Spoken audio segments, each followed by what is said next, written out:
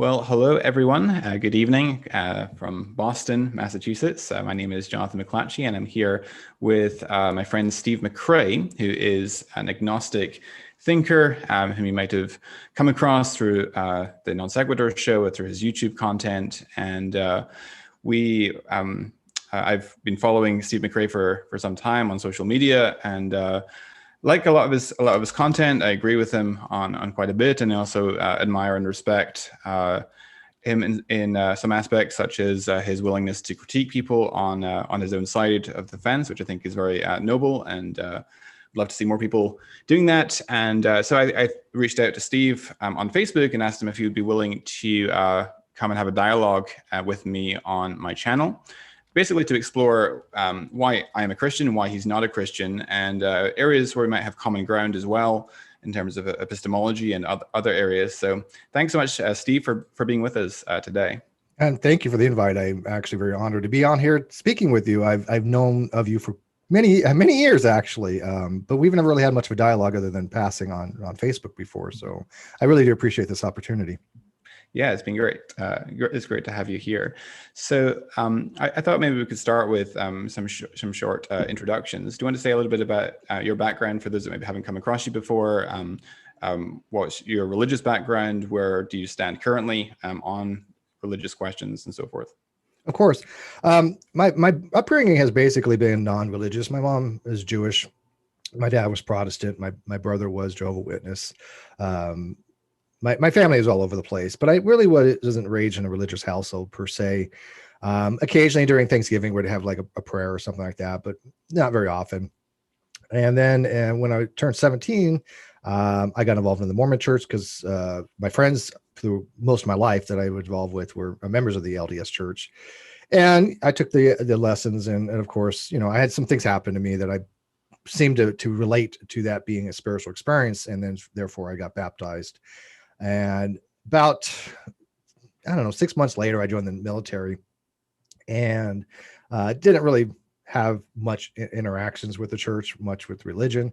I kind of fell away. And then about 2008, California had a proposition, Prop 8, that was against gay marriage. And that to me was kind of a final straw that I just couldn't imagine a church funding something when it came to these kind of secular things being against, where I felt that they had no business being in those kind of political things. And I thought, if God exists and God is, somehow the true church, and the God is actually saying that this is something that we should be giving money against, it didn't make much sense to me. And I just kind of lost all theistic positions after that.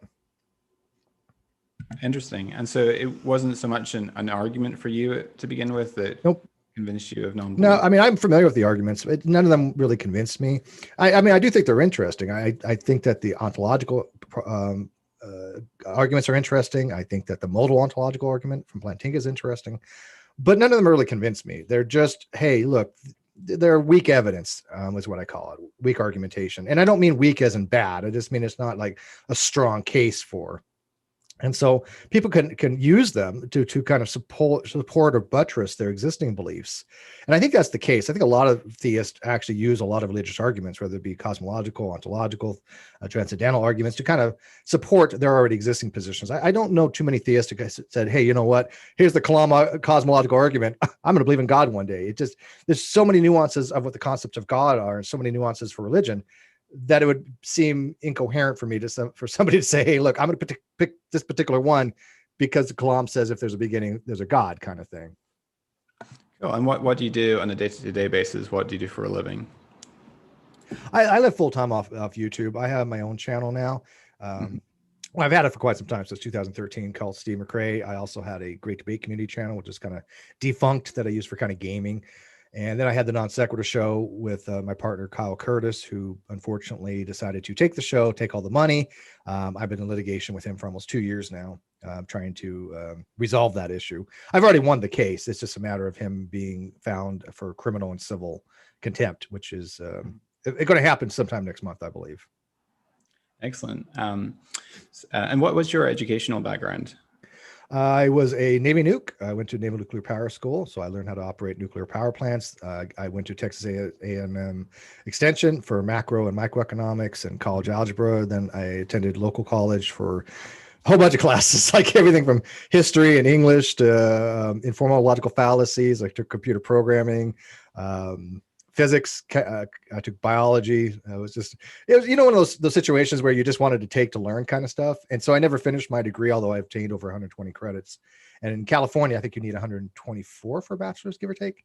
So I'm not quite there, but they're all over the place. And you know how accreditation is, man. If you don't take this one course for this one pipeline, they're like, nope, you don't get it. So yeah, I have a very similar attitude. I love to learn for the sake of learning. I'm currently doing a master's degree at Southern Evangelical Seminary in Biblical Studies, and I'm also taking a course currently through Harvard in bioinformatics, which is at their extension school. So as to my background, my name is Jonathan McLatchie. For those that are new here, I am Christian, scholar. I have a PhD in evolutionary biology. I'm also interested in biblical scholarship, especially New Testament studies. And I've done various debates and various lectures on different topics involving the intersection of science and faith, or theology, New Testament studies, that type of thing. You can find my website at jonathanmcclatchie.com, where I publish various articles on different apologetics themed topics. So I thought perhaps we could talk a little bit about our respective epistemologies and where we perhaps agree or disagree on that before getting into specifics of where we disagree with respect to worldview. So where would you say you're at in terms of epistemology? How would you, what would you say is the basis of epistemic justification or epistemic warrant for you? I do tend to classical foundationalism. I do tend to Plantinga's version of a properly basic belief, although I think he identifies certain things as properly basic that are not.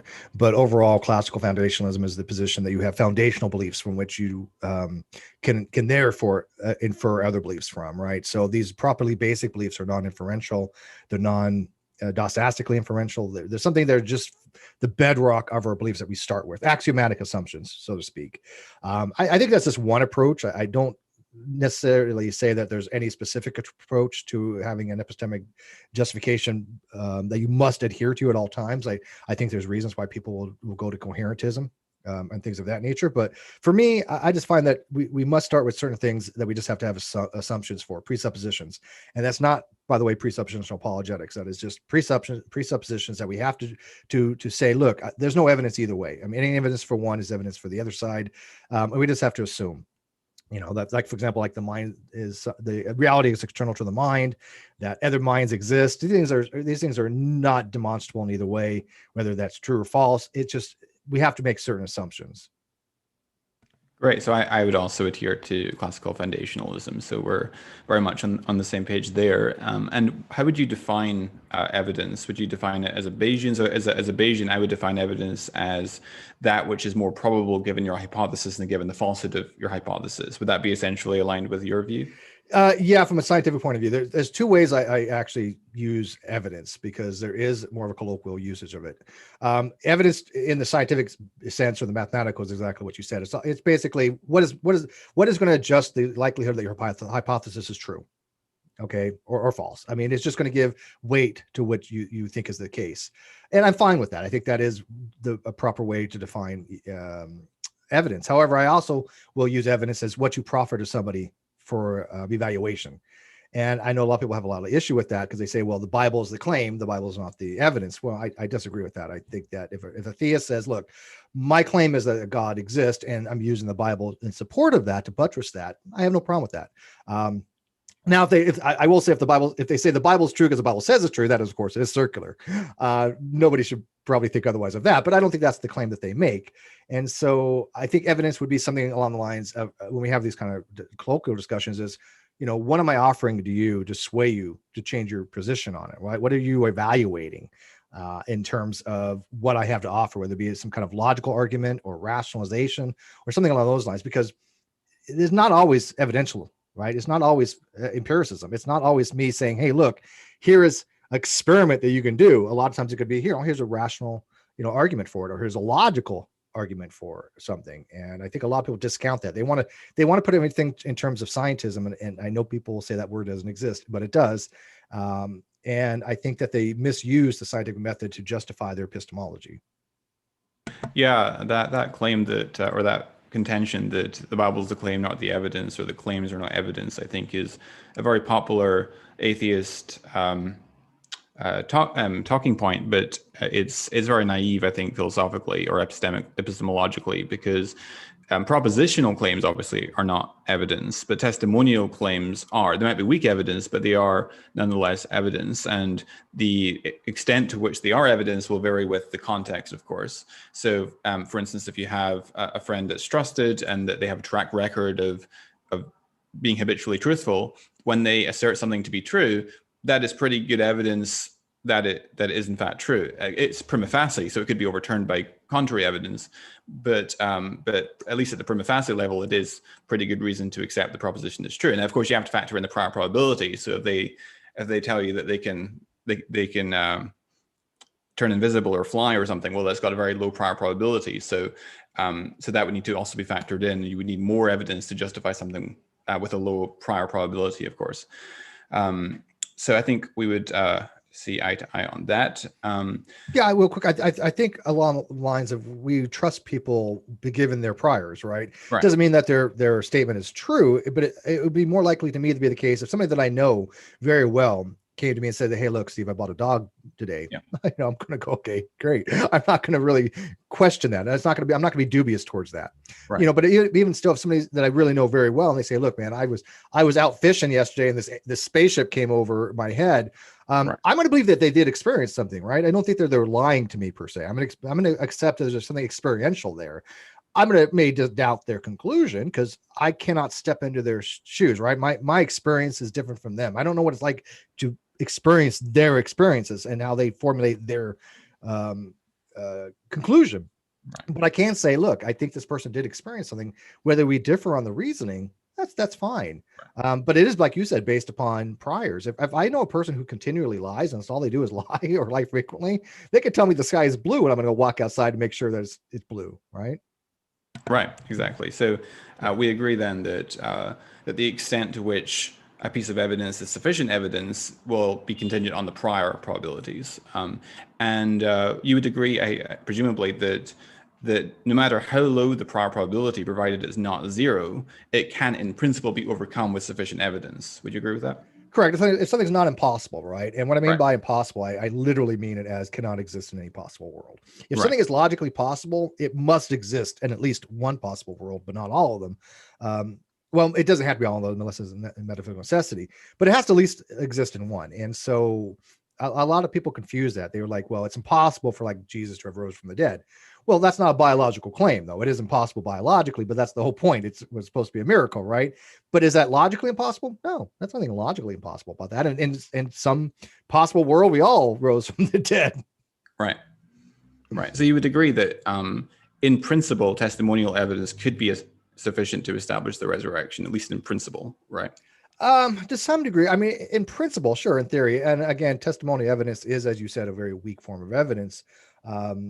But again, their conclusions might be faltered, and that's something we must take into account. It's even if we believe the testimony, even if we believe these people are very sincere about what they saw, what they claim to be the case, doesn't mean that their conclusion necessarily follows, right? And so I'm willing to concede that a lot of people have had experiences. I've had experiences. You probably have had experiences. We all probably have some things that we just cannot explain.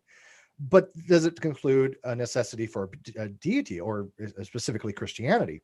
I don't see that. I don't see how that follows. I can't make that jump to say, okay, these are the things we've experienced. These people have claimed they've seen certain things. Ergo, that those must be the conclusion that they came to, especially in light of things that we know now. We obviously have a lot deeper understanding of reality than we did 2,000 years ago, and things that back then they might not have interpreted in the same way that somebody would today. I mean, you and I if we have a lucid dream today, they might have interpreted that as a vision 2,000 years ago, right? Right. So the way that I would personally proceed to make the case for, let's say, the resurrection, which is probably a good place to start as being the core linchpin behind undergirding the Christian faith is the way I would argue the case is to say that when anyone makes any claim, any testimonial claim, there are three categories of explanation that could account for that testimonial claim. One is that the person making the claim lied deliberately, set out to deceive people. One is that they were honestly mistaken somehow, and the other is that they're telling the truth. I would argue these are mutually exhaustive. Sure, they're broad categories of explanation, but they are mutually exhaustive. And by showing the implausibility of the deceit hypothesis and the honest mistaken hypothesis, one can provide confirmatory support for the third contending hypothesis, namely that they were actually correct in what they assert. Would you agree with that, at least in principle? That structure of argument? Yeah, I'm okay with that. Yeah. So would you agree that the apostles made claims concerning the resurrection? Yeah, I believe that the apostles existed to a certain extent. I from what I understand, Peter has some questions about attestation, but for the most part, I think that they existed. I'm not a mythicist. I think that there probably was somebody named Jesus. I think that there was probably some kind of following. I don't think that's too far-fetched. I don't think that we even have to even go to the extent of saying that, okay, nothing in the Bible is correct. I think that's like throwing out the baby with the bathwater kind of thing. Sure. And would you agree that the apostles actually claimed that Jesus had been raised from the dead and appeared to them? Or in other words, that they claimed to have had personal encounters with the risen Jesus, irrespective of what from what I'm by the way, my Bible knowledge is fairly low. Sure. So just put that on the table there. I'm no one to go to ask about the Bible.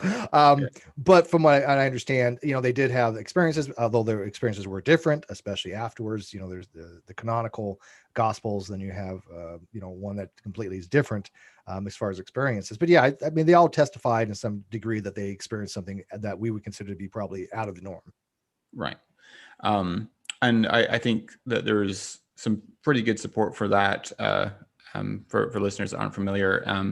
In 1 Corinthians 15, 3-8, for example, where Paul gives the text that many scholars think is an ancient creed from the early church. So what I received, I pass on to is the first importance that Christ died for our sins in accordance with the scriptures, that he was buried, that he was raised again on the third day in accordance with the scriptures. He appeared to Cephas and to the 12 and to James and to all the apostles, last of all appeared to me also as to one untimely born.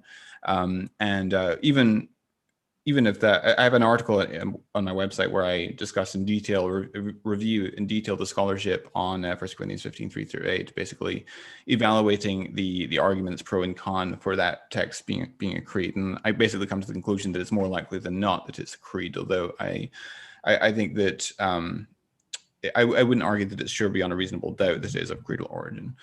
But even if most scholars are wrong on that particular point, when you get to verse 11, I think you have an even stronger argument, because in verse 11, Paul says, whether then it was I or they, so we preached and so we believed. And so in other words, what Paul is now preaching to the Corinthians concerning the resurrection of Jesus, that had already been proclaimed by the other apostles, in particular Peter and James and the 12. And we have independent reason to think that the Corinthians were acquainted with the preaching of Peter, because in 1 Corinthians 1, Paul mentions that there were divisions and factions in their midst. Some say, I follow Cephas, others I follow Apollos, others I follow Paul, others I follow Christ. So that creed in 1 Corinthians 15, especially in view of what Paul says in verse 11, suggests, I think, quite strongly that this claim of the resurrection actually goes back to the apostles. It's not a later developing legend that the apostles knew nothing about, right? I think you would agree. No, I think it's contemporary. I don't think that was something after the fact. Right. Yeah. Okay. Cool. And then I think the next stage in the argument would be to investigate what the original apostles were claiming. What was the nature of the resurrection encounters with the risen Jesus? And I would argue that the character or nature, the variety of the resurrection encounters with Jesus were such that it makes it enormously improbable that they were honestly mistaken in their testimony. So if the Gospels and Acts are indeed based on substantially trustworthy eyewitness testimony, then and that's conditional, then we would have to take seriously what they say concerning the nature and variety of the resurrection encounters, including its polymodal or multisensory character involving not just sight, but group sightings, group conversations with Jesus, eating breakfast with Jesus on the shore of the Sea of Galilee. And according to Acts chapter 1, it was extended across a 40-day time period. So it wasn't just a brief and confusing episode. If the Gospels and Acts are indeed based on eyewitness testimony, that would be something very difficult to be honestly mistaken about. Would you agree with that? No, I would disagree. I think that people have historically misidentified things. I mean, throughout history, we thought certain things were the case, and then later on, we discovered more about the topic and go, okay, that wasn't our initial conjecture about it. And I think that when it came to 2,000 years ago, of course, they don't know the things that we know now, and they did probably see things that they didn't see before. They saw things that we see now, but they've described them differently. For example, we know about the what's it called, the Lazarus effect, right? We know people have, and I'm not saying this happened with Jesus, by the way, but I'm just saying that we know people that appear to be dead and came back. And by the way, how many people wasn't in the Bible that came back? It wasn't more than, it was like 4 or something. It wasn't just Jesus. Other people have came back as well from the dead. And in fact, some pastors, again, not a Bible person, but the graves opened up and people came out of the graves and walked. But we don't see that nowadays. And my argument is this, if Jesus is the Son of God and God does exist, and there's somebody like myself who what I call a non-resistant non-believer, it's typical for what's called the problem of divine hiddenness. Why doesn't God do these things nowadays? Why is there such silence? The argument from silence kind of thing. Why is it that we don't see these things happening when we have a pandemic like we just had? We don't attribute that to God nowadays. Now, not saying that there aren't certain people that do, but those are considered to be fringe, obviously, because we understand that. And as a biologist, you know exactly how viruses work. You know exactly how these things take place. And so we understand that it wasn't some plague by God. We understand that it was a natural phenomenon. And I think over time, we've discovered natural explanations for natural phenomena, which is the whole basis for science. Now, that doesn't mean there's things that we haven't understood yet. I'm not even claiming naturalism. I would argue that overall, we have discovered more naturalistic explanations for things once thought supernatural than finding any supernatural, because we have zero priors on that. And I'm not against having a supernatural causation if we can see it, right? And again, not for science per se, but in the realm of philosophy. And so why wouldn't God just reveal himself? I mean, if he revealed himself to people 2,000 years ago, then there's no reason why he wouldn't now. We can't just say it's all faith-based, because, it's more than just faith back then. They had, empirical evidence. They had, evidential evidence. They had visual, confirmation of these things. And even though they may or may not understood it properly, I don't see people having confirmation of that nowadays. Some may claim it, but for the most part, we don't see any kind of worldwide consilience of stories, right? Everybody's stories, what they say when they seem to have an experience with God, is completely different from every other story. Sure. So your primary objection would be relating to the priors, correct? Yeah, I think a lot of it has the priors. Again, we when we're talking about priors, we have a lot of priors that we've discovered naturalistic explanations for things. And again, I want to make it clear, I'm not advocating for an ontological or methodological naturalism. I do adhere to methodological, I don't adhere to ontological and metaphysical naturalism, but I do think that methodological naturalism is the way to go for science. But we have to recognize that we have explanations for things. And I think that us as sentient beings, we want explanations. I think it's hardwired into us, whether it's from biological or sociological, whatever the reasons are. We want explanations. We don't like not knowing things. Our brains are wired to even fill in the blanks if it doesn't apprehend something properly. Illusions, for example, or pareidolia, things that the mind will fill in the gaps with. And so a lot of this, I think, is hardwired for us to come up with an explanation for things. And I think God is a possible metaphysical accounting for things, a possible logical explanation. Again, when an atheist says that God is illogical, they have a huge burden to overcome on that. But because they have to actually prove using logic that is modally impossible. But I don't think that's significant enough to say, okay, this is the case, right? And so, I don't hold that position because I don't think it suffices to say God is the metaphysical accounting. I think the most I can get to as an agnostic is to say it is possible that God is an accounting, and I don't find it to be that far-fetched, but I don't see a lot of good argumentations for why it just is a metaphysical accounting from theists. What I see is, unfortunately, a lot of it is just, testimonial evidence, right? It's, the prophets, the apostle said this, but to me, if somebody's going to promote the idea that God exists, it really should become more from a metaphysical point of view, a metaphysical accounting of why we're here. That's, at least that's from my perspective. I'm not going to be convinced because of testimony. God would know that.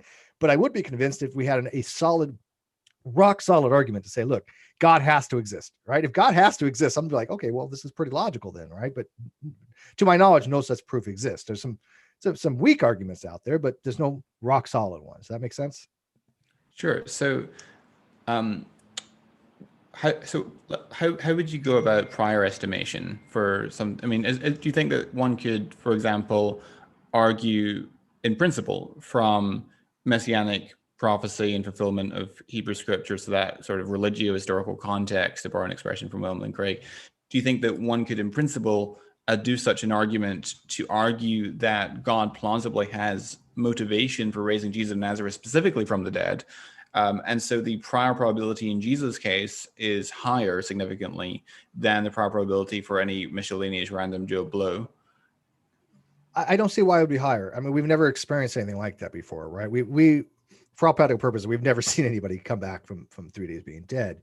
We've never seen anybody perform a miracle. I mean, in fact, when we see people doing healing, we've always recognized that, they're fake healers. I mean, even you would have to, I'm sure, agree. There's a lot of fake healers out there. There's people out there that prey on people, that tell them, hey, don't take your medication and you'll be healed, and have faith in God. And then they stop taking their medication. And then when that adrenaline rush leaves, and they leave, and they start feeling awful again. And then they're told, hey, look, you just didn't have enough faith. I mean, these people they prey on that kind of people.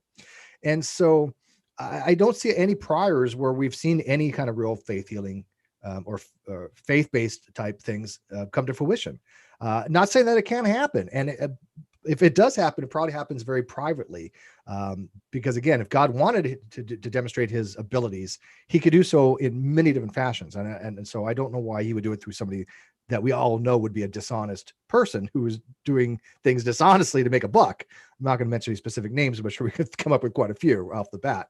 And so I think that, yeah, you could probably justify it to oneself the way you described it, but it wouldn't justify it to me, and I don't think it's justifiable to somebody else. I don't know how you would use testimony evidence just like that to somebody else. Say, look, this is the case because these people said so, regardless of what it is.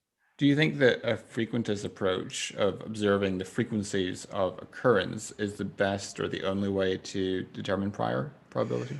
Yeah, I got to tell you, when we start getting into frequentists and stuff like that for all the Bayesian stuff, it's way over my head. I do know that people have dived into that. I have a good friend that I really like called Sisyphus Redeemed. Well, I mean, he's not a great friend, but I mean, he's somebody I know really well. And he's all into that kind of analysis. I'm not, and so I don't really have an opinion on that per se. I think he does tend to frequentism. But it's not an analysis that I would be able to actually try to even ascertain whether the validity of it is the way to go for Bayesian. Sure, it's just because the way that you had attempted to argue that the priors are astronomically small for the resurrection is because we don't. Yeah, what is it called? There's 2 types of priors. There's the posterior priors. Well, the posterior probability is the calculation of the final probabilities from the priors. Okay. I just think it is, if we have low priors, it mean we have low observations of him, low experiences with him.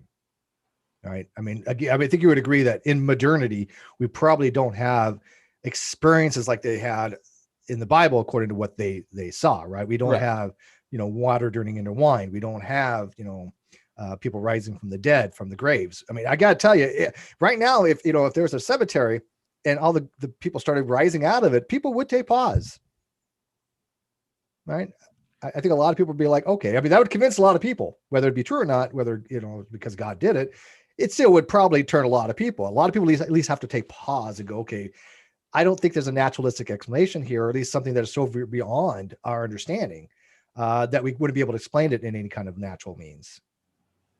And as a Christian, we would argue that miracles like the resurrection, especially the resurrection, are used as signs by God to authenticate the messenger.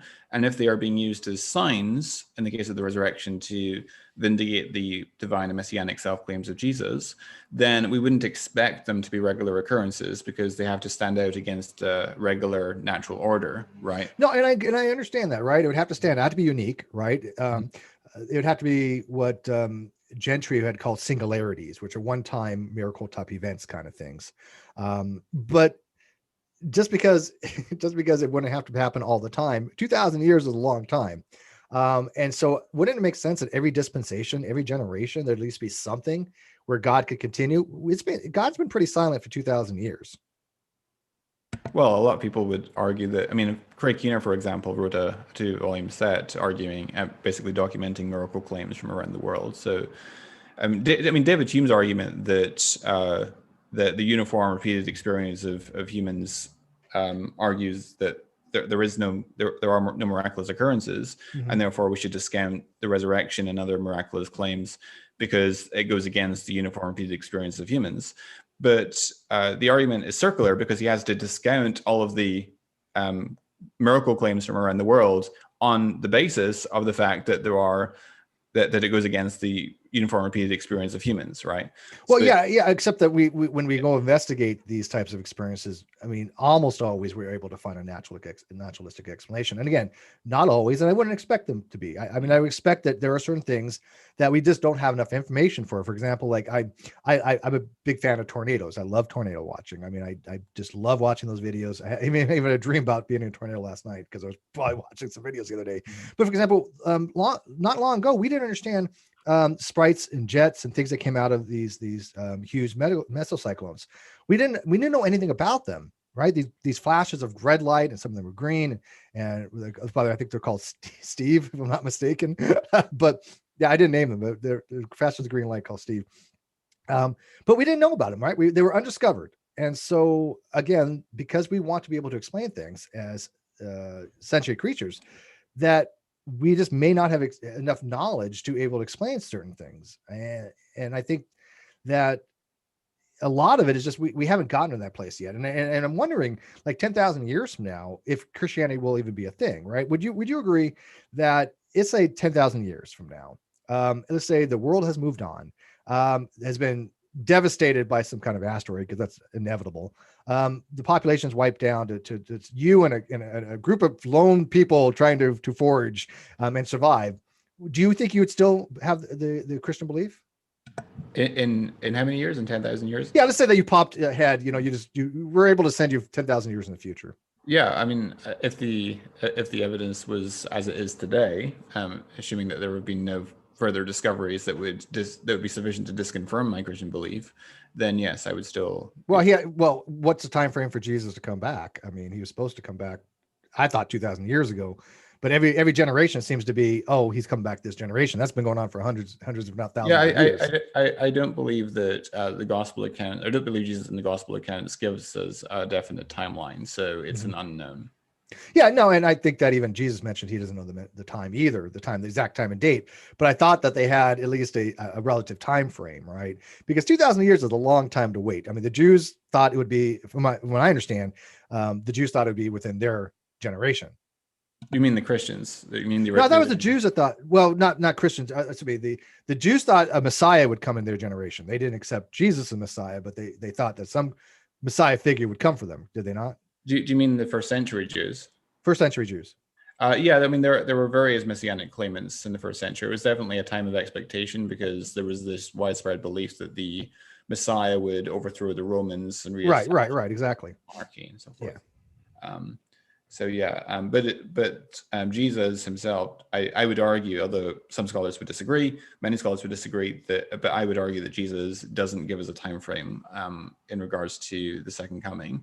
And I think that the texts that are often interpreted as indicating that he was a failed apocalyptic prophet are misinterpreted. 10,000 years is a long time. I mean, in fact, if we started like doing star travel and we went to other planets, and let's say the Earth was destroyed, because again, physically speaking, the Earth has a limited lifespan. I don't think anybody will say, that the universe, the Earth is going to be around forever, even from at least from a physical point of view, right? Some believe it'll be translated, some believe it'll be celestial or whatever. But I mean, from a physical point of view, the Earth has a limited life expectancy. So let's say that Earth is no longer here, and man has long since gone to the stars. I don't see religion even being out there. I don't see it continuing with mankind at that point. If our scientific advancements have been so great that we're able to explain certain things we weren't able to explain before, I don't think there's a need for people to try to come up with other alternative explanations. That doesn't mean that people won't. And again, I'm not trying to say that people aren't entitled to have those explanations for themselves. And I think it's perfectly rational for theists to have those explanations. I don't begrudge them or fault them for that at all. But is it something that is going to be something in society, or something that will dissipate over a period of time? I think that the way it's going is it's probably going to dissipate over time, unless God does something to go, hey, look, I am here, and come check me out. Because again, what's the point of being hidden from us? I don't think this faith-based condition to say, look, believe me or you're going to hell, is very convincing. Matter of fact, I will say it just straight out. I believe that hell doesn't exist. I believe that at least the Christian version of hell, right? I don't believe the fire and brimstone. That to me makes no sense whatsoever. I believe that's just story thing that they came up with for the Catholic Church to try to convince people. Now, is it possible to have some kind of isolation from God? Okay, sure. I'm agnostic on that particular point. But don't you think that as we learn things, that people overall will say, hey, look, we need more than this. We need more evidence than this. And I don't think it's wrong to ask for some kind of evidence in that. I'm not an evidentialist. I'm not trying to be. But if God is going to say, hey, look, I want you to believe in me, and if you don't, you're going to hell, there needs to be a little bit more to it, or else I don't think that's going to be very fair for God to put somebody in that position. So just to clarify, you said you're not an evidentialist. So I tend to weak evidentialism for the most part. I have a hard problem with Clifford's principle. Okay. And so I'm definitely not a strong evidentialist. I think that's the wrong way to go. Weak evidentialism at most. And I doubt you'd be much of a strong evidentialist. I'm a strong evidentialist. Are you? That's surprising. I adhere to a modified version of Clifford's principle, but okay. Well, and there's some modifications of Clifford's principle that seem to make more sense. How about empiricism? Do you subscribe to strict empiricism? No, I'm not scientistic or empiricistic. Right. Yeah, because I'm great for empiricism in the realm of science. I think it's incredibly most powerful tool we have for acquiring knowledge in that domain. But as soon as you leave science, using empiricism makes very little sense when you have other things like rationalism and pragmatism and prudentialism and other ways to acquire knowledge. And I think that what people do is they go so fixated in science, because we all love science. I know you really love science. And as a theist, that's you find a way to compatibilize those. That's great. But we all love science. And so when we start using scientific terms outside of science for philosophy, I think that becomes detrimental to our epistemic. And of course, as you well know, scientism is self-refuting, right? It's self-referentially incoherent, because scientism, or the statement that all truth is acquired through science, that itself is not a statement of science, it's a statement of metaphysics or philosophy. Yeah, correct. That is a philosophical. And therefore, if it's true, it's false. So that's the problem with that. Yeah, the same issues I have with verificationism and right. issues against logical positivism. Absolutely, right. Yes. Exactly. So coming back to the points you just raised, so you said that, okay, so 2,000 years is a long time, and does that not count? One of the points you made was, does that not count as evidence against Christianity because we've waited so long in Christ? Yeah, how long ago can we find this to be the case that people have said this? If 10,000 years in the future, these things have long become myth. So yeah, I would argue, I think, that at best that might be weak evidence that tends to disconfirm Christianity. But I would argue that because Christ, in my judgment at least, didn't give us a clear time frame on when to expect him, then it should not sufficiently counterbalance the positive reasons that tend to confirm Christianity, such as the case for the resurrection, predictive prophecy, and that sort of thing. Yeah, it would be weak evidence. No, I do agree with that. But I do think it'd be weak evidence that to oneself going, if God it does exist, and I think that he hasn't reasserted himself in some way over 10,000 years, it's not strong evidence, but it's it's strong weak evidence. How about that? It's because it can't be strong evidence, but it certainly could be weak evidence that, as an aggregate of everything else, goes, maybe it is more unlikely, at least to the point to not accept the hypothesis. Again, I'm looking from an agnostic position, right? I'm not just confirming to the point where I say that these things are false. And I think that's a distinction that needs to be made, because a lot of people who claim to be atheist, and they use that term atheist, which are perfectly fine to do, they're agnostic on the proposition, right? And that's just a philosophical term, right? I'm not trying to label them. They are agnostic on the proposition. They're just calling it atheism, which is a matter of semantics.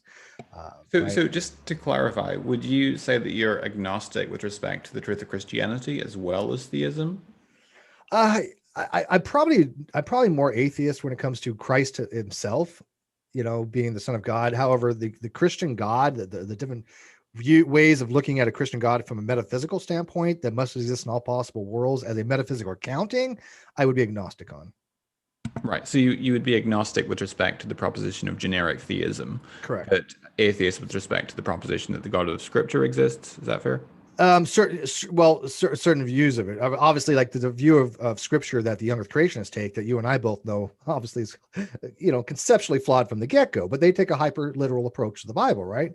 They'll be like, "Hey, the Bible's true, therefore we believe every single word of it in a very literal sense," which again is not even how linguistics works. But by doing so, they've come to a false conclusion, which is demonstrably false, right? It's not a matter of faith at that point. It's not a matter of my subjective evaluation of a claim. It is, I'm believing that 2 + 2 = 5. And we know that objectively that is incorrect. We can objectively verify their position as being incorrect. And it's hard to do that for any kind of faith-based things, right? If God exists, I don't know what the objective evaluation would be. And it's unfortunate because if the Bible didn't exist, right, there's no such thing as the Bible, how would you go about objectively coming to the conclusion that Christ is the Son of God? Not that God exists. I mean, you might have some kind of intuition approach, and I actually like intuitionism. But how would you come to the conclusion that Christ was the Son of God if there wasn't ever this book that existed to tell you this? Well, then, in that case, there would not, in my opinion, be sufficient grounds for believing that proposition to be true.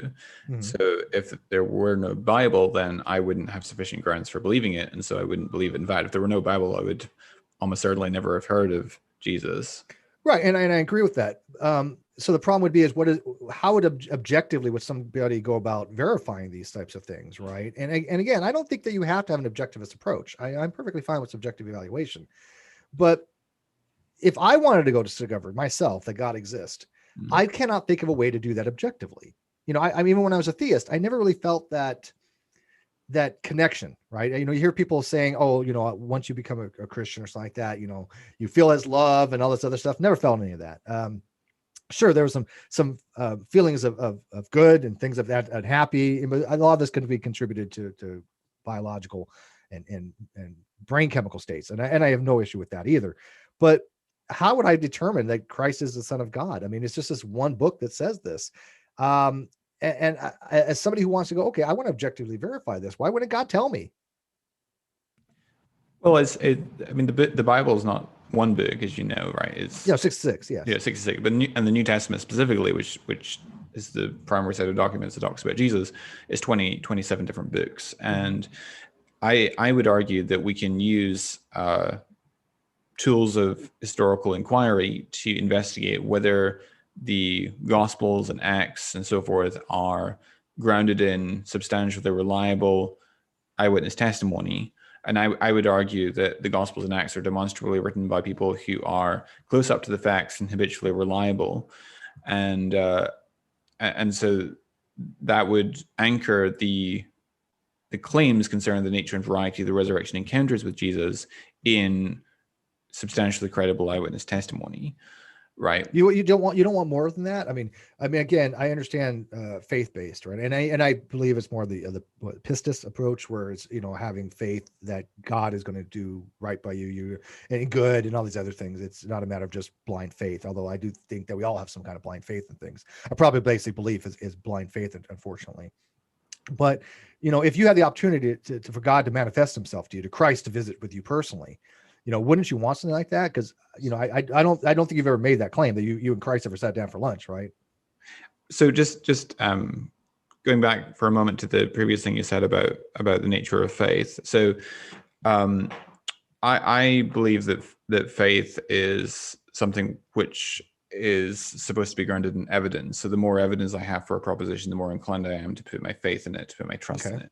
Okay, and that's is that something that's typical? Because usually Christians will be, faith is just being that it's not blind faith, but you're relying on God, you're trusting Him. It's trust. So Hebrews 11:1, when it says faith is the substance of things hoped for, the conviction of things unseen. The way I would interpret that, and I think I can defend this contextually, is that that we are to trust, that faith is trusting God to fulfill His future promises in view of His past faithfulness.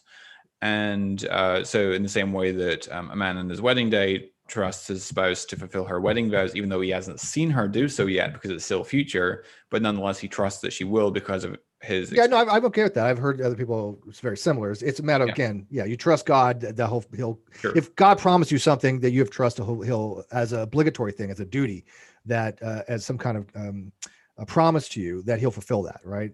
Yeah Okay, yeah, for sure. And on basic beliefs, I think dispute that basic beliefs are blind faith.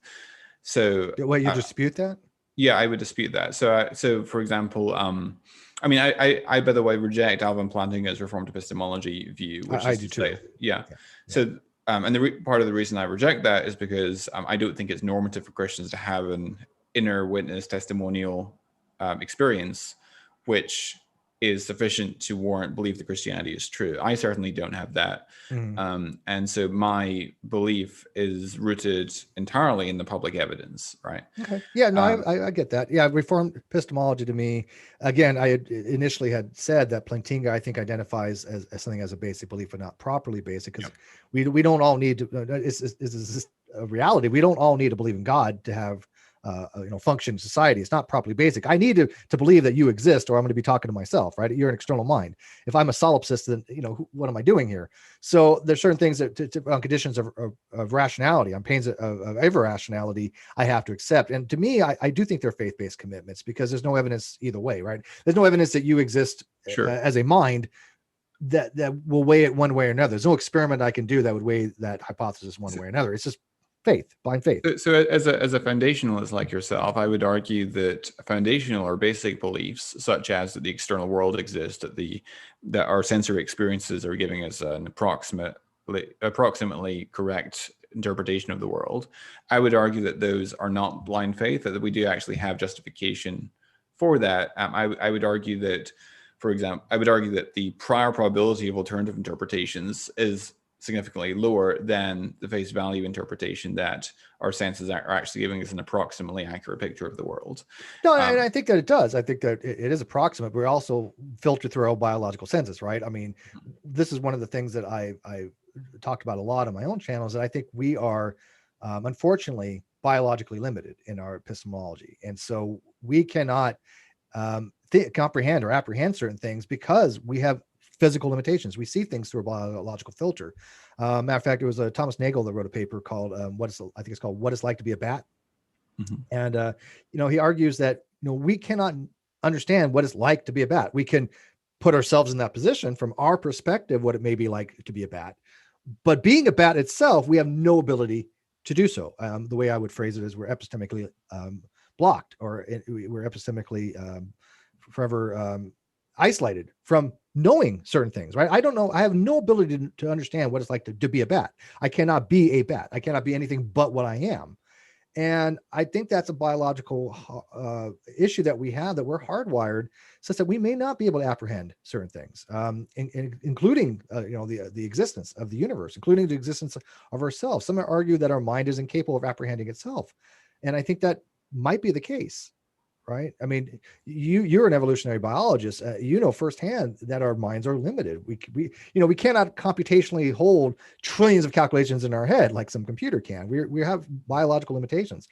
So whatever the answer is, whatever these metaphysical accountings are, we just may not be able to understand it. I mean, it just may be something forever out of our reach. And it's unfortunate, but I tend to brute fact, right? I tend to, we just have some brute fact that we may or may not ever apprehend. Right. So let's go back then to your Sure. question that you asked me about in regards to divine hiddenness, and would I not like something more than documentary evidence? Wouldn't I like it if Jesus and I sat down for lunch? That would be even better evidence, right? And I completely agree that there could, in principle, be better evidence than what we actually have for Christianity. But I would argue that it's a fallacy to say, premise one, if you had evidence X, you would have better evidence to believe. Premise two, you don't have evidence X, concluding therefore you don't have sufficient evidence, or you don't have good evidence for your Christian belief. I would argue that what we've been given is sufficient. And while I would like to have a more firsthand personal experience like the one you described, that would be a reflection of my discontentedness with the evidence that God has actually given me, which I think is sufficient. And is, in fact, in Luke 16, Jesus gives a parable, which I'm sure you're familiar with, where Jesus tells the parable about Abraham and the rich man. The rich man Lazarus and the rich man and Lazarus. So the rich man in Luke 16 dies, and Lazarus, the beggar, dies, and Lazarus goes to Abraham's bosom, and the rich man goes to hell or Hades, and he is in torment. And he says to Abraham, he asks Abraham if Lazarus can go to warn his brothers not to come to this place, and Abraham tells the rich man that they have Moses and the prophets, let them listen to them. And the rich man says, well, no, if someone rises from the dead and goes to them, then they'll believe. And the response that he's given is, if they don't listen to Moses and the prophets, they will not believe, even if someone rises from the dead. And so in other words, we could have better evidence. God could have given us better evidence, but what we have been given is sufficient to warrant and justify belief. And so to demand that we have better evidence is to express discontentedness with the evidence we've actually been given, right? Well, that would be fine for an individual basis, right? I mean, whatever the reasons why you believe, you have met some sufficiency to that. Okay. I mean, it goes hand in hand. If you believe something, you probably have reasons for it. Again, there are unjustified beliefs, but let's talk about warranted and justified beliefs that for whatever reason, you are convinced that the proposition is true. When somebody says like, I don't believe, it's almost axiomatic or tautological that they don't have sufficient evidence to believe, right? Because if they had sufficient to believe, they would believe. So when somebody says, I don't believe because of insufficient evidence, to me, that it's not explanatory. It doesn't tell me a damn thing, right? Because it just says, hey, look, I don't believe because I don't believe. It doesn't tell me anything. But whatever it is that convinced you, right? Whatever was your sufficiency, I think God would recognize that that level differs from person to person. And so if it differs from person to person, your sufficiency level may not be mine, right? And so it seems odd that God would give us enough evidence for you to be convinced, right? But not give enough evidence for somebody like myself, who is a non-resistant non-believer, to be convinced.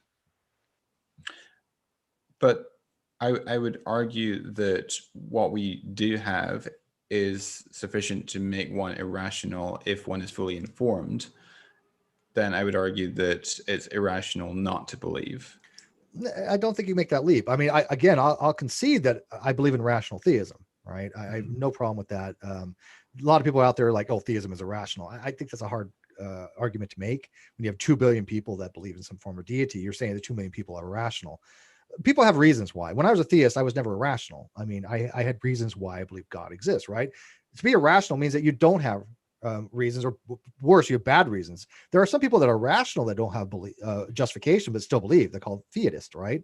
So they're not necessarily irrational, right? They just don't have sufficient reason to believe, but they believe anyways. So you agree that someone can be presented with sufficient evidence and not be rational, and thus they reject the conclusion? Yes, if the case is something like there's an objective fact of the matter to be had, right? I mean, I use what's I call a litmus test of objectivity. And one of the things I use for a litmus test about objectivity is 0.99 repeating equals 1. People say, why do you love that math thing? And it's not so much that I find it interesting. I took calculus and I understand how to prove that in numerous different ways, and I have. But what I use it for is to determine whether a person is objectively a critical thinker or not. Because if you're going to deny an objective fact, right, an objective analytical fact, then how am I going to have a discussion with them on objective morality or any kind of discussion, right? Because they're literally telling me something that is objectively the case is not the case, right? It might as well say A doesn't equal A.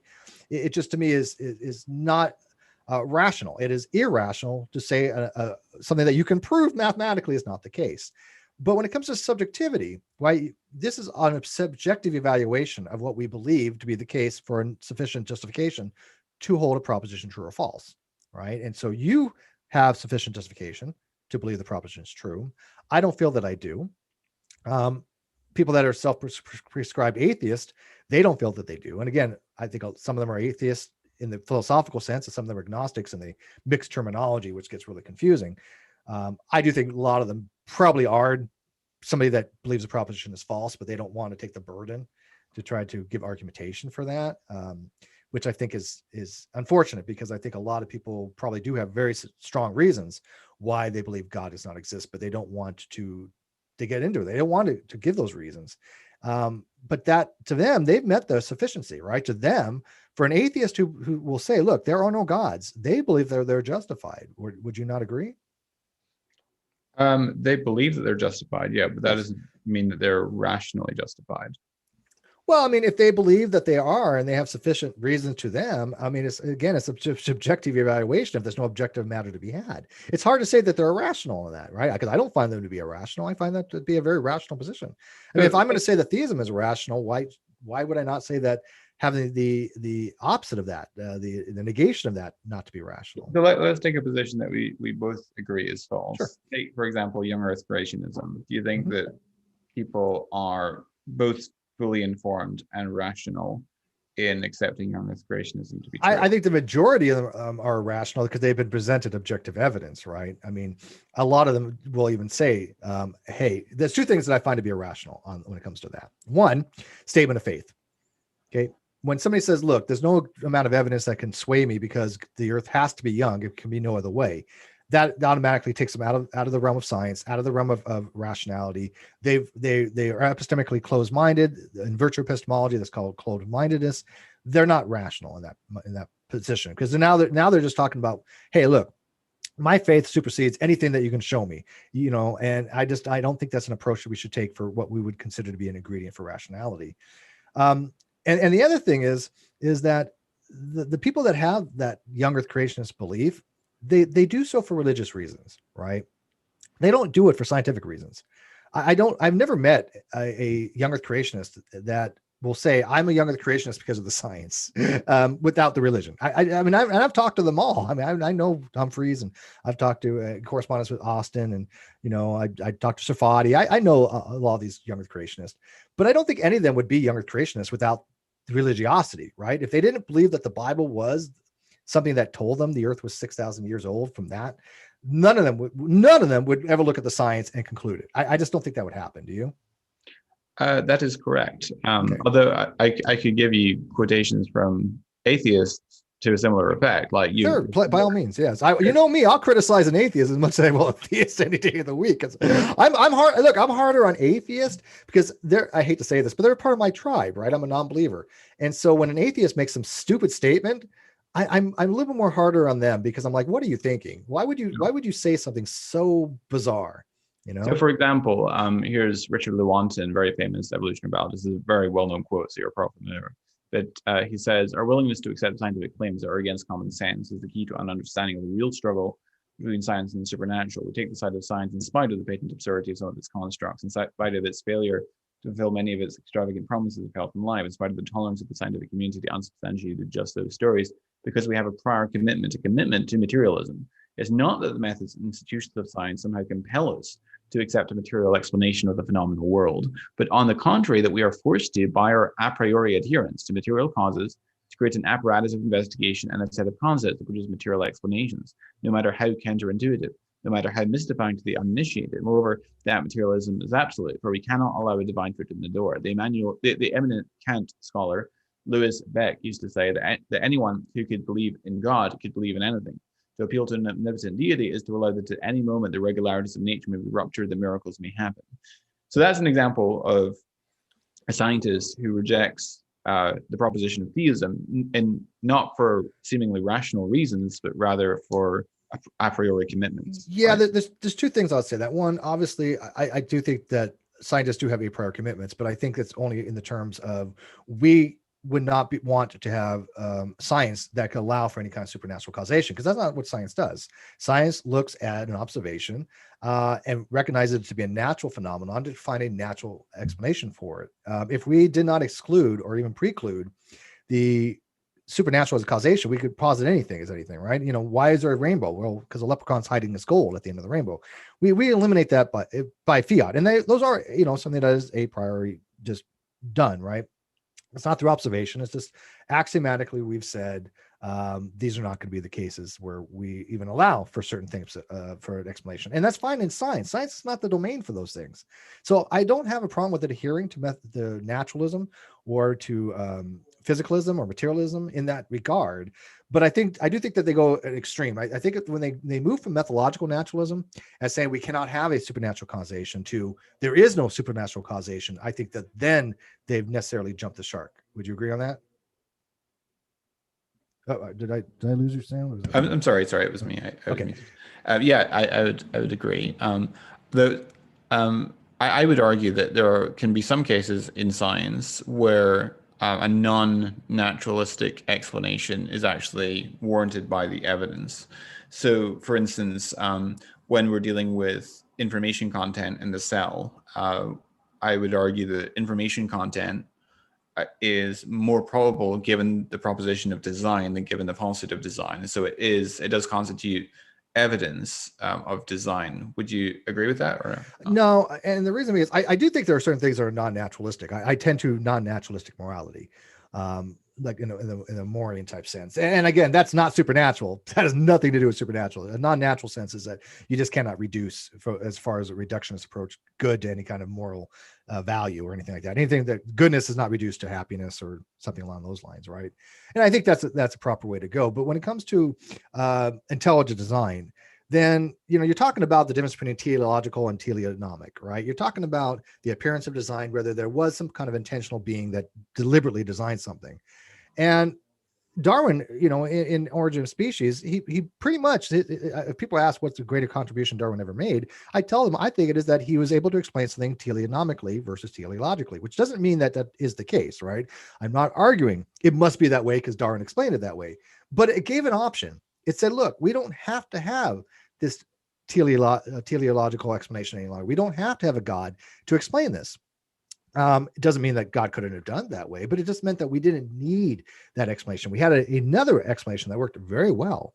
And so when we look at something to design, when we have to look at priors, we have to say to ourselves, okay, what is it about design that we recognize? Well, one, when we see things that are designed, we've seen priors of human things doing these things, right? We've never seen a disembodied mind, and I'm going to just arguendo, consider God a disembodied mind.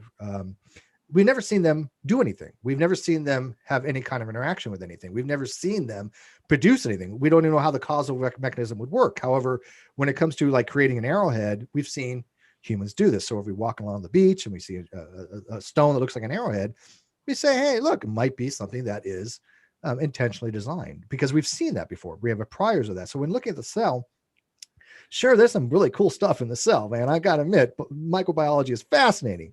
Complex beyond our imagination. But, what is it that makes it that there was some kind of intentional being that created that? We also haven't seen natural selection produce the types of systems that we find in the cell, the types of molecular machines at the nanoscale. We haven't seen natural selection craft the sort of technology that we find in the cell, such as flagella and replisomes. And well, we've seen the iterations. I mean, we can trace back. I mean, I'm not much in the flagellum, but I remember quite a little bit about ATP synthase.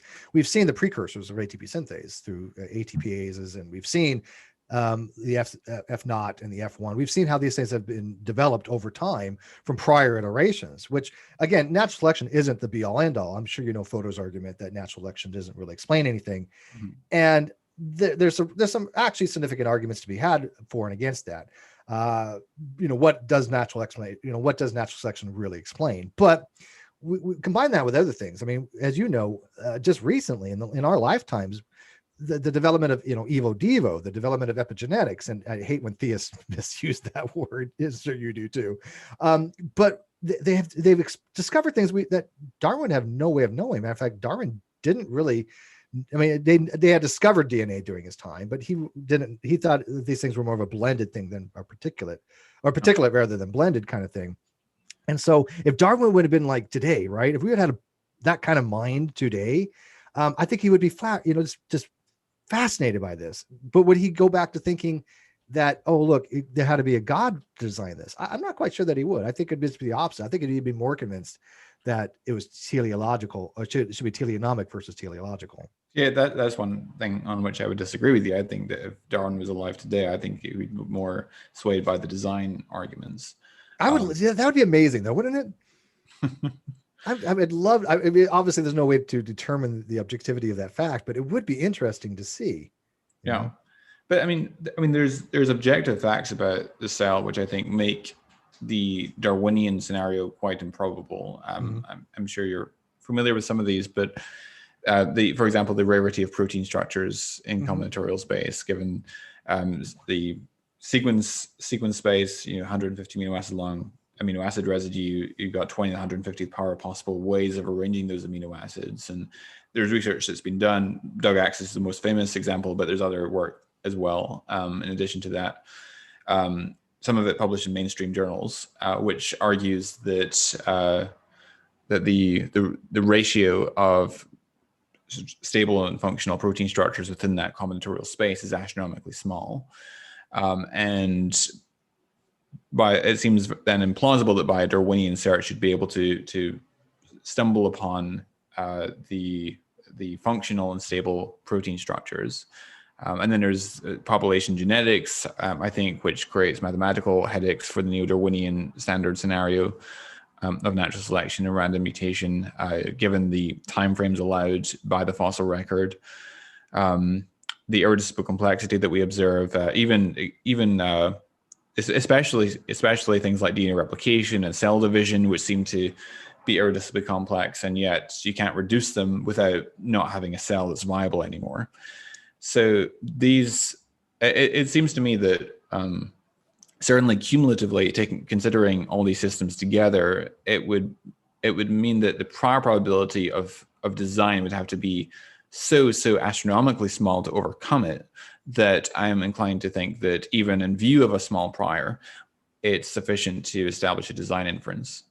Yeah, these are problems that have yet to be overcome. I mean, before modern computing, they thought the protein folding problem would be impossible to resolve. Now, they think it might be. Especially if we resolve things like NP equals P, and we have computational power that could do things in polynomial time, protein folding could be modeled, right? I mean, that basically was limited by computational power, if I'm not mistaken. But way back when, sure. I mean, it would be like, this is so complicated that, obviously a mind must have created it. And, I'm not a biologist, so I don't know the nuances. I mean, I'm fascinated by biology, but you're probably right. The chances of certain proteins forming, especially on their own, I would say nil. I mean, you're going to have these amino acid chains just come together. Sure, in maybe small cases, but we understand now that we have a ribosome that makes them, right? Before we had of course we had no idea how is a peptide made, if they even knew what a peptide was. But we understand that this machinery does work. We understand that there are iterations of even ribosomes going back, from eukaryote to prokaryotes, and the subunits that differ from modern eukaryotes to ancient prokaryotes. And so we see those iterations. Now, if you go back far enough, and you seem to be taking a reductionist approach, but I think the reductionism gets into a wall in many cases. I think that you're eventually reach a point where the lines are so blurred that I don't even know what reductionism would be at that point. The mind-body problem, for example, a very hard problem to have a reductionist approach to physical things, right? I tend to non-physical reductionism, or non-reductive physicalism. But even then, it's hard to say, why do we have mental states based upon strictly physical states? And I think that the same thing happens in biology. Eventually, when you have this reductionist approach, we just don't know. There are unknowns, and I don't think that filling it in with, an intelligent mind must have done this, is necessary. Now, is it possible? Yes. Is it something that I think we should research? I have no problem with that. I am not an anti-ID person as far as I don't think that they should just say, look, it's all nonsense and forget about it, like I do Young Earth Creationists. It hasn't gotten to that point yet. Maybe it will, maybe it won't. But for me, I when I look at the cell and I look at the biology and say, hey, look, I find it fascinating. But I don't find it to be the case where, okay, there has to be some kind of intelligent design for this. And that differs from your level, right? Your level is that you looked at it and you think there is intelligent design, but somebody who has the same qualifications as you may not come to the same conclusion. So again, I don't think there's a really objective matter to be had there. So to clarify why I think it's not a God of the gaps argument, No, and I don't think it is either. I don't want to posit it as a God of gaps. Sorry, because either way you presented it. Yeah, I didn't mean to. I probably did, but no, I don't want to posit it as a God of gaps. We don't know, therefore God. I don't think that's what intelligent design do. Okay. I think that they do base it upon evidence, and I do think they based upon, hey, look, these things do have some kind of appearance of design, but of course we also know that from a teleonomic standpoint, appearance of design exists in nature without having an intelligent agent being the causation. Okay, so let's suppose, as I think there's sufficient reason to conclude, but you would contest, let's just suppose for the sake of argument that it is the case that naturalistic neo-Darwinian type mechanisms are demonstrably insufficient to account for the complexity that we see in life. Would you agree with me that there is a positive case to be made for design in that circumstance? Okay, so you're asking if we could determine that there is no possible. Well, not that there's no possible, but there's no plausible. No, because then at that point, I mean, again, how do we ever reach to the point where you say there's no plausible materialistic explanation? We just may not have the means to understand it yet, or it might be outside of our means. Again, sure, but we can still reason in epistemic limits. We can still reason to the best explanation, right?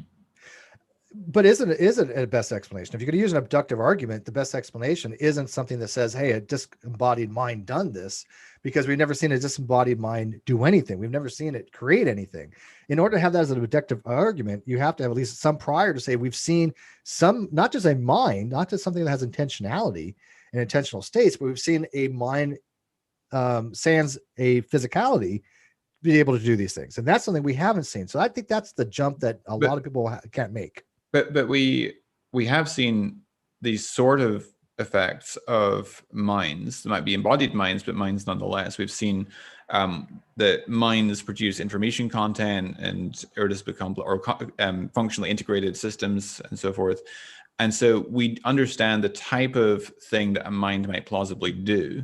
Mm-hmm. And so we can reason, I think, that if a disembodied mind existed, hypothetically, we can reason or infer what a disembodied mind might plausibly be expected to do.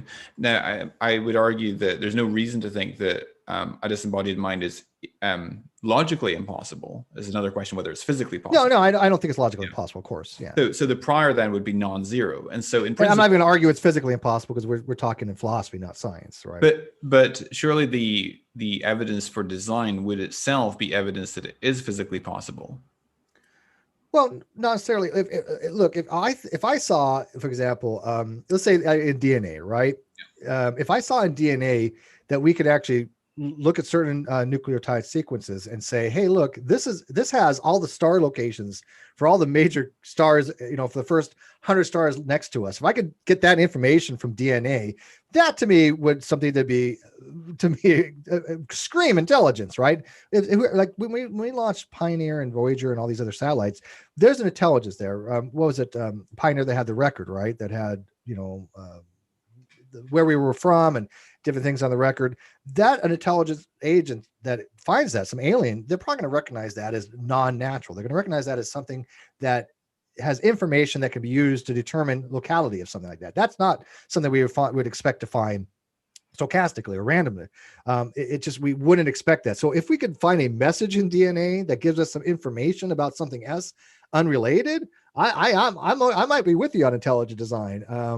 But we just don't see that. And I don't think itself that the molecule really contains information per se. I'm not somebody who thinks it's even a code. You're not someone that thinks it's even a code. Yeah, but that's a whole different argument. I mean, obviously you understand that there's a mapping system, right? That's what the genetic code is, right? It's Yeah, but even Crick said it best. He called it a cipher, but cipher didn't sound cool enough. Genetic cipher. So I mean, when it comes to the synthesis, the RNA synthesis, there might be some kind of cipher there. But code to me, I look. I was in the military. To me, code is when it comes to code, it is crypto tech kind of stuff. A code is an intentional thing that we want to conceal things. We want to be able to encode something for information, and so there's a difference between code and a cipher. Like Morse code is more of a cipher than it is actually a code. And so unless God was trying to actually code something into the DNA that we could actually take out information about the universe, I wouldn't call it a code. And again, I'm not talking about the RNA synthesis. Yeah, I mean that's semantics. I mean, it is. No, absolutely. I agree with you. It's totally semantics. Absolutely, it is. I mean, I'm not arguing for design on the basis that we use the word code. Yeah, no. Right. And by the way, and I'm grateful for that, because there are people that do that. It drives me nuts, because you're exactly right. That is semantics, whether we call it code or not. I think it really, if you want to talk about DNA being code, let's get into you get into more Shannon information. You get into more the complexity of the nucleotides and the things of that nature. I'm fine by that. But just because we have the letters, A, T, G, and C doesn't make that necessarily a code to me. But again, it all depends how you want to view it. I'm not. But I'm going to die on. It is translated, so to speak, from one language to another. It's transcribed first from DNA into messenger RNA, which is an intermediary molecule, and is taken to the ribosome.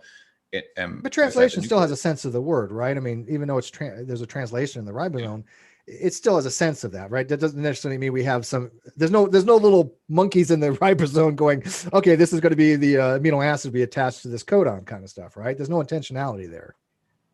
No, that would be cool. it is. I mean, it is programmed to translate from the messenger RNA transcript to the polypeptide. Well, I mean, is it programmed or just the way the chemicals are? I mean, when you have, again, it's been a long time to look at this stuff, but when you have the tRNA come in with the amino acid, and it puts it in the peptide chain, it's all done by chemistry. It's all done by physiochemical reactions. There's nothing, like I said, there's no monkey in there making the amino acid chain or the peptide chain what it is. There's nobody going, oh, it's this codon, therefore we're going to put this amino acid that attaches to this. And so there's no computer programming either, which is a different sense of the word of code as well. I don't think it makes a difference whether it's a programmer that does the translating or something else, or like a computer program that does the translating. You're looking at the end result and the mechanism more than any kind of intentional states behind it, and that might be the case. It's just, again, if it's done by chemistry, if the chemistry is we have chemical laws that make this to be the case, the argument then becomes, okay, it is chemistry doing it, but who programmed the laws of chemistry? Yeah, but the actual sequence of the nucleotides of the amino acids is not determined by chemistry, right?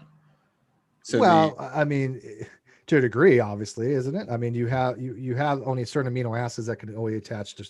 If you have whatever codon you have, there's going to be only certain amino acid that can go to that particular codon, right? Correct, codons, because it's going to have more than one that can code for one nucleotide. But the actual sequence of nucleotides in the DNA or the RNA, or the sequence of amino acids in the polypeptide chain, those are not determined by chemistry. There could be, in principle, any order of amino acids. Yeah, no, I understand that, and for other species, they're different as well. Right. Yeah. So it is a code in the sense that it carries information which will determine the sequential arrangement of the polypeptide chain, which will in turn fold into a protein based on the properties of the side chains of the amino acids. Yeah, and again, it's semantics of what we call code. I don't use the word code that way. Okay. But do I think that biologically, what you just said? Yes, I agree wholeheartedly. Yes. Okay. Yeah, and I would argue that that is not particularly surprising. At least it's not astronomically surprising on the hypothesis of design that you would see that, because we've seen designer agents like ourselves produce that type of effect. So it's not hugely surprising that you would see that if on the hypothesis. It isn't surprising if God did program these things. That, honestly, it wouldn't surprise me. It's something I'd be like, oh man, that's just so far out there. I'd be like, oh, okay, that makes sense because, you have an intelligent agent did it. Again, it's not something far-fetched to me. I know a lot of people that are like atheists say, oh, it's just so far-fetched that God or some intentional being did that. Well, no, I don't think so. It's just a matter of, is there enough reason to justify that belief? Okay. So that's all. We agree that it's at least not, it wouldn't be surprising on the hypothesis of design or on the hypothesis of theism. But where we might disagree is the extent to which it's more surprising on the hypothesis of non-design, on the falsehood of design, right? Yeah, well, I mean, again, I don't know how you would falsify non-design. I'm not a big falsificationist to begin with. I think Popper was a little, I think the falsification has issues, but let's say that there is a design there. To me, it's more and more likely that we are unique in our physiology based upon DNA by some, alien race that created us, rather than, a mind body with a mind without a body. There's no likelihood either way, right? We've never seen a mind create anything without a body. We've never seen aliens create anything. But I will tell you, I think it is interesting that, as far as we know, we are the only life in the universe, and we're the only sentient life in the universe. That, to me, is something that needs to be addressed metaphysically, right? That is a question that needs to be addressed by theist and atheist, and agnostics. It's something that we have no understanding of, and I believe that maybe we cannot have an understanding of until such time we get some kind of objective fact of the matter to be had. So the objection that we haven't observed disembodied minds produce these types of effect, therefore we can't infer it as the best explanation, which is how I understand. Yeah, I would go with that. Yeah, I think that's more of a vulnerability of the way that Stephen Meyer develops and constructs the argument. So the way he would construct it is that we have uniform repeated experience of minds producing this sort of effect. We see digitally encoded information content in the world of the cell. Therefore, the best explanation of that is it too was the product of intelligent design, because in every realm of experience of the cause and effect structure of the world, we find information content associated with minds. It always traces its source back to intelligent cause. And then I think your pushback there, which I think is a potential vulnerability of that argument, is that, well, we've only seen embodied minds produce information content, and so there's an aparallelism there between our uniform repeated experience of embodied minds producing this effect and your inference that a disembodied mind produced the information. Well, yeah, content. If you're going to concede those points, I mean, that it would be a non-disembodied mind. I don't concede Meyer's points, or I don't. Yeah, so I would say the whole term of digital encoding is kind of odd for communication point of view, right? I mean, sure. But I understand why they do it. And by the fact, I did a presentation on using nucleotides as some kind of encoding, as some kind of like binary thing, which is fine. I mean, we can use that type of terminology. But again, I think a lot of this stuff is terminological. I think it's discursory. I don't think a lot of it holds much water as far as does a mind actually create this stuff. Yeah, I don't have an answer for that either way. I was just pointing out that I think that your critique is a stronger one against the way that Stephen Meyer presents the argument than the way I'm presenting the argument. So I'm presenting the argument more as evasion. So it's not at all surprising that a mind, whether embodied or disembodied, would produce this type of effect. We observe this type of effect. It seems to be more probable given the hypothesis of design than its falsehood. And we agree, I think, that the prior probability of a disembodied mind is not zero. It might be very low, but it's not zero. Yeah, it cannot be zero unless they prove it to be illogical. Exactly. And what I mean by that, there has to be some kind of self-refuting thing. Right. If you want to say like square circle, that's self-refuting. So to be zero, to me personally, I just put that as impossible, as a not possible in a possible world. Right. With something that is a contradiction. So we agree on that. So in principle, then you could have a sufficiently top-heavy ratio, that likelihood ratio of the probability of the hypothesis given the evidence against the probability of that same that's the probability of the evidence given the hypothesis against the probability of that same evidence given the falsehood of the hypothesis. That likelihood ratio could in principle be sufficiently top-heavy to overcome the non-zero prior probability, right? Yeah, and therefore that's what makes it rational. It could, right? And that's why I would never say it's an irrational position. Sure. Okay. So that in itself then would be evidence in favor of the existence of a disembodied mind. Oh yeah, well, I'm Right. not saying there's no evidence. I'm not one of the people that say there's no evidence for anything. I really, it drives me nuts when people say there's no evidence. Right. Who was it that actually argued that? Oh, what was his name? But somebody was just saying that, and I can't remember his name unfortunately, but they were saying, look, stop arguing. I think it was Dr. McConkie, Dr. McCormick, who wrote for IEP, Internet Encyclopedia of Philosophy. He argued in one of his papers, stop saying that there's no evidence for one way or another. If there's no evidence one way or another, then everybody would be agnostic, right? There's evidence, obviously, for theism. There's evidence for atheism. It's just a matter of what degree. It's a matter I think it's mostly weak evidence. I think it's inductive, right? It's weak inductive evidence. I don't see any real strong deductive evidence in form of the conclusion must follow from the premises. I think these are all inductive arguments, but they're all, you can have an aggregate of weak arguments, but for somebody to say there's no evidence for God, or there's, no evidence for atheism or anything, I think they're missing for the forest from the trees. So I do think there's evidence for intelligent design. Is it strong evidence? No. Do I think it's convincing evidence? No. I'd be an intelligent designer. Do I think it's rational? Yeah. I mean, sure. If there's evidence for something, then there's obviously some degree of rationality to be had for that. Would you agree? Yeah. So when it comes to when it comes to the systems that we find in the cell, each one of them is some evidence for theism. It's some evidence for design. Well, it's some, let's say it's some evidence for design. How do you then match that to the Christian faith? How does it get you from a mind, which at best some have argued is a deist type approach, to Christianity, that Christ created everything under the auspices of his Father or something like that? So is it his mind that created everything? Is it the Father's mind that created everything? Combination of how do you get that from possible design, to Christianity being true? I bring in additional arguments to get there. So the arguments for design, I think, are very powerful evidence for the existence of a disembodied mind, and I think that they are therefore dramatically increase the probability of theism. And then I would appeal to additional arguments, notably the case for the resurrection, the argument from predictive prophecy, and so forth, to establish the truth of Christianity, right? And if it was a disembodied mind, and then you again, I would assume do you subscribe to divine simplicity? Yeah. Okay. So let's say there's a mind that is divinely simplistic, has no internal components whatsoever, whatever that comprised. I mean, I don't know what that would mean to be comprised of no primitives or anything, but let's assume that's the case. And so you have this mind, this disembodied mind that still has some kind of intentionality. Again, not sure how that would work, but let's say they have intentional states.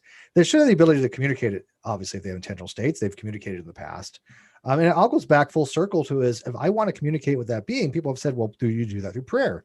But there's a lot of people like myself who have communicated or tried to communicate through prayer. We haven't had that one-on-one connection. I've never heard the voice of God, and I think most people would agree if they do, there might be, and I would never say theists, are mental or delusional. I think that's a horrible argument. But when everybody says that a theist is delusional, they've taken themselves out of the discourse, because what they're saying is that person has a mind that's not functioning properly, and having a false belief does not entail a dysfunctional mind. But when people do hear voices, we do know that occurs, but I've never heard God talk to me. I've never had a discussion with God, and I'm open to that line of communication, right? And so if he's a disembodied mind that has intentional states, that has the ability to communicate, all he has to do is talk to me. I don't know why he would not want to. I mean, again, you've met sufficiency conditions for yourself to justify it.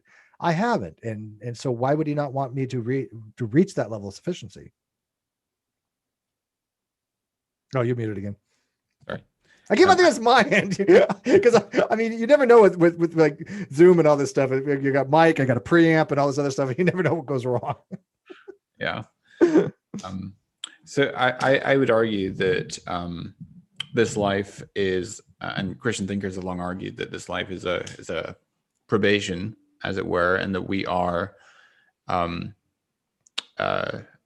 we are supposed to investigate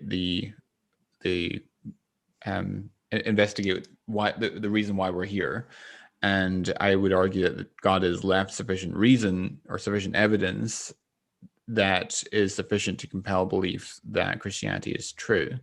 And so I would argue that if anyone searches, if anyone seeks out answers to these questions with an open mind and with an objective pursuit of truth, and then I would argue that the man who's fully informed will, in the long run, come to find Christianity to be true and well supported.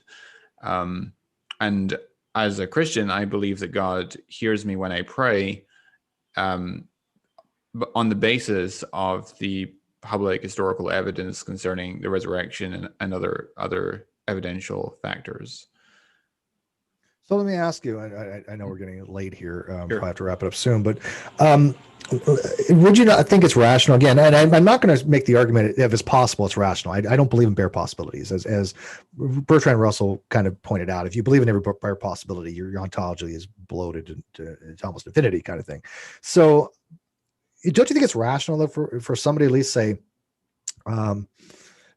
we as sentient beings want to have explanations, and I'm again not God of the gaps, but we want to have explanations. And one of the things that we fear most is death. And people know by now my mom is now in hospice, and I don't expect her to be around much longer, which has been very detrimental to me and my daughter right now. But we understand these processes happening, and I realize that death is a natural part of living. And as someone like myself who recognizes this, all humanity has gone through this, right? All humanity has dealt with the unknowns when it comes to death. Don't you think it is at least possible that mankind has come up with explanations to try to alleviate the fear of the unknown? Because since nobody really knows, I mean, even no matter how much you believe, I don't think a lot of people can claim it as knowledge, and they certainly couldn't tell us anything about what heaven or hell is actually going to be like. They have, very general ideas, but there's so many more unknowns. If both those places do exist, there's so much to be asked. I mean, what kind of form would you be in? What constitutes you being you? If you died when you were a year old as opposed to when you're 40 or 50 or 60 or my mom's 91. What makes somebody you? What is your essence? What is that makes you that would be in heaven, that has any kind of experience that if you only lived to 1 year of age, right? What makes that you? And so, isn't it possible at least for people to go, look, more likely the case, we are just based upon natural phenomena. We are based upon natural explanations. We are based upon materialism. Again, I'm not a materialist, but it's all because we wanted to have it's all grounded. We wanted to have an explanation of what happens after our death. I think that a lot of religion comes from that. It's a fear of the unknown. Would that not be at least a rational position to take? Sure, that would be a possibility, but I would argue that it's not, that the possibility of that is not sufficient, I think, to overturn what I consider to be compelling evidential reason to believe Christianity is true. But wouldn't any religion say that, though? I mean, Islam person would say that as well, or Jewish person would say that as well. So to them, what is going to overturn their position, right? It was going to turn their belief. So I would argue obviously, I think Christianity is a fulfillment of Judaism, so I wouldn't say that Judaism's false. Not to the Jewish people, though, and I'm Jewish, by the way, at least culturally. But in the case of Islam, I would argue that they don't have sufficient reason to believe it's true, and in fact, overwhelming, disconfirming reason to think that it's false. Yeah, so, and I tend to agree with you on that. I mean, I think that if of all the religions, Islam, I do think is not true, and I think it's false, and I think it's actually detrimental. But it's still based upon people's beliefs that are very similar to the Judeo-Christianic views, and so how do they say Judaic Christian? Mm-hmm. Would that be a way? And so they all stem from the same core beliefs thousands of years ago. It's just like one group went one way, one group another way, one group went another way. But again, I think a lot of them stem from the fear of the unknown, because none of us know. None of us are going to know. And if after we pass, the universe continues on for trillions and trillions and trillions of years until everything gets to be one big black hole, and it existed 3.8 billion years prior to my existence, I have no reason to believe that it won't continue on without me. And everybody else that has ever lived, then I think a lot of this is some explanation as, we want to think that we carry on. We want to believe that there's more. We want to believe that, this is not all there is, that our existence continues. But again, I don't know what that would even mean as far as what makes our existence just that. It's just, if our existence is all sensory, that has been something we've gone through our life learning about, then it would make no sense to say, okay, well, what happens when you don't have these perceptions, these qualia, these sensory things, the sense data? Is that going to exist in heaven? Are we going to remember our lives? And if so, how does that integrate with all the other billions and billions of people that ever lived, and the people that died very young? I don't know what that would even mean. Sure. And I would argue that although you're quite right that that's a possible explanation for the Christian religion, that's a different question from whether it's the actual explanation. And absolutely. Yes. Like, I would argue that the resurrection, the evidence bearing on the resurrection of Jesus suggests that the resurrection is the actual explanation for Christianity. And we would differ on that, but I think that would be a legitimate response, because all you've offered is a possibility, not a demonstration that it's the actual explanation. Oh, of course, yes. But again, going back to priors, all humans have that in common, I think, right? All humans that have ever lived will die. All the humans that have ever lived that have pondered these questions have done so. I mean, I'm not going to say everybody has ever thought about it, but most people that have had a significant amount of time and existence that has ever gotten into any of these philosophical existential questions have pondered these questions in some degree, if they have the capacity to do so. And so if we do now, it makes sense that they did 2,000 years ago. Mm-hmm. And I think that's a reasonable argument to be made. And I think that there are also ways to raise the prior probability of the resurrection, and to argue that God possibly has motivation for raising Jesus of Nazareth specifically from the dead. And one way of doing that is to look at messianic prophecy. So, for instance, one undisputable example of fulfilled messianic prophecy is in Isaiah 49 and Isaiah 42, where God says, speaking of the Messiah, that I will make you you'll be a light to the Gentiles, or a light to the nations, that God's salvation will reach to the ends of the earth. And Jesus himself, of course, predicts that the gospel will be proclaimed to all nations, and then the end will come. And so Christianity becoming, this dominant international global religion that it became is quite surprising from this perspective of first century Christians, especially given that for the first until 313 AD, where Constantine issued the Edict of Milan, which guaranteed religious freedom. Until then, Christianity was a persecuted minority, and it seemed inconceivable that Christianity would become eventually the state religion of the empire, and then that would facilitate its dissemination across the world. But on the hypothesis Christianity is true, that's very expected. It's very unsurprising. Actually, the probability is approaching 1, because the Old Testament and the New Testament actually predict that to be the case. So when the hypothesis Christianity is true, that's exactly what you would expect. So I don't think it's sufficient on its own to establish Christianity is true. I think that it's a top heavy likelihood ratio, or a Bayes factor greater than 1. I would argue that is actually quite significantly greater than 1, and therefore it's an evidence that tends to confirm Jesus' messianic identity. Another example is Jesus' death coinciding with the Feast of Passover, given the theological import of that, because Jesus is supposed to be our New Testament concept is Jesus' the fulfillment of the Passover lamb, because in the Exodus, if you recall, the Israelites were to smear the blood of lamb on their doorposts, and as the angel of death would pass over their homes and observe the blood, he would leave the firstborn untouched and not killed. And so Christ is the fulfillment of the Passover lamb, because when God looks at the blood, figuratively speaking, that's smeared upon our hearts, he passes over us, and we don't bear his judgment. So Christ is a fitting fulfillment of the Passover lamb imagery, and his death coincides with the day of Passover, as can be demonstrated historically. And that's something which seems to be less surprising, given the hypothesis that Christianity is true, that Jesus really is the Jewish Messiah. It's something which I think is more probable given the messianic identity of Jesus than its falsehood. And so again, you have another piece of evidence. You can build that argument cumulatively, and building it cumulatively, you can argue that God has plausible motivation for raising Jesus of Nazareth specifically from the dead, because there are already independent reasons to suspect perhaps Jesus really is the Jewish Messiah. Does that make sense? Yeah, I would think that would be an awesome second discussion dealing, if I could, bringing somebody who can deal with the historicity of Sure. the proliferation of Christianity through historical times, because I do think a lot of it was forceful. I think a lot of it was argumentative ad bacillum, believe this or suffer the penalties and the consequences, and I think that's how a lot of the concepts of hell came about. But the second greatest popular religion is Islam, and then before that, I think after that is actually non-believers, if I'm not mistaken. And so, to them, they're going to say, look at all these adherents of Islam. And by the way, they're a lot more fanatic in their beliefs than even some Christians. And so to them, it's absolutely true. There's no deviation from that. There's nothing that can sway them.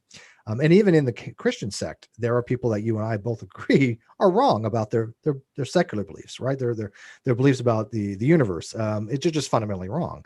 And so the proliferation of Christianity doesn't necessarily to me imply anything, because if they have some fundamental misunderstandings about things, and how am I going to even try to convince myself that they're right when they can't even get some things that I know they're not right on. And I understand you don't fall into that, and I respect you a lot for that. The fact that you're able to speak out against the other creationists, because they're blight on theists. I mean, it's the same way flat earthers are blight on science. They're just so fundamentally wrong, but they are in fact Christians. And so, you have to take the bad with the good. And so a lot of people would be like, why would I want to be in that category of people that believe these things that we know are demonstrably false, right?